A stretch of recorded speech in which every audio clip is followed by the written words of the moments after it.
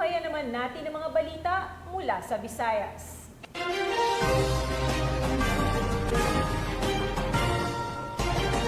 Nasa kote ang isang high-value individual sa Cebu matapos makumpiskahan ng mahigit 20 milyong pisong halaga ng shabu matapos ang matagumpay na buy-bust operation na isinagawa ng PNP.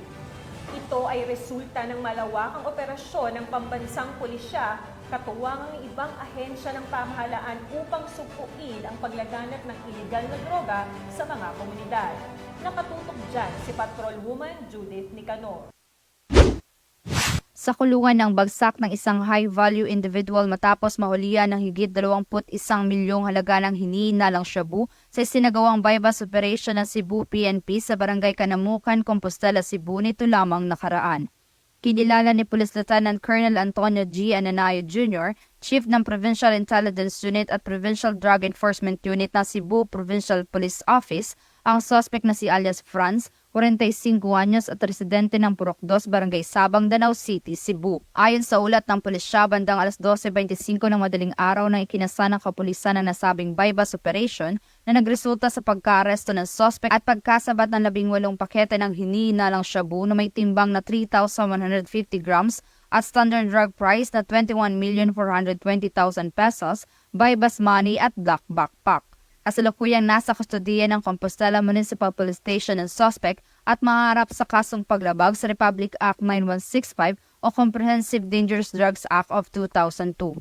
I am Police Colonel Percival Sorilla, the Provincial Director of Cebu Police Provincial Office. I commend the men and women of Provincial Intelligence Unit, the drug enforcement agencies, in safeguarding our community. Your hard work and commitment to public safety are truly commendable. Keep up the excellent work. Together, we can create a safer and drug-free society. Sa bagong Pilipinas, ang gusto ng pulis, ligtas ka. Ang matagumpay na operasyon ay bunga ng pinagsanib puwersa ng Cebu PIU, PDEU at Compostela Municipal Police Station. Ang kapulisan ng Cebu ay hindi titigil sa pagpapaigting ng kanilang kampanya kontra iligal na droga at anumang uri ng kriminalidad upang mapanatili ang seguridad at kaligtasan ng mga nasasakupan. Mula dito sa Central Visayas, ako ang inyong Police News Network Correspondent, Patrolwoman Judith Nicanor, alagad ng batas, tagataguyod ng Balitang Pulis. Maraming salamat, Patrolwoman Nicanor.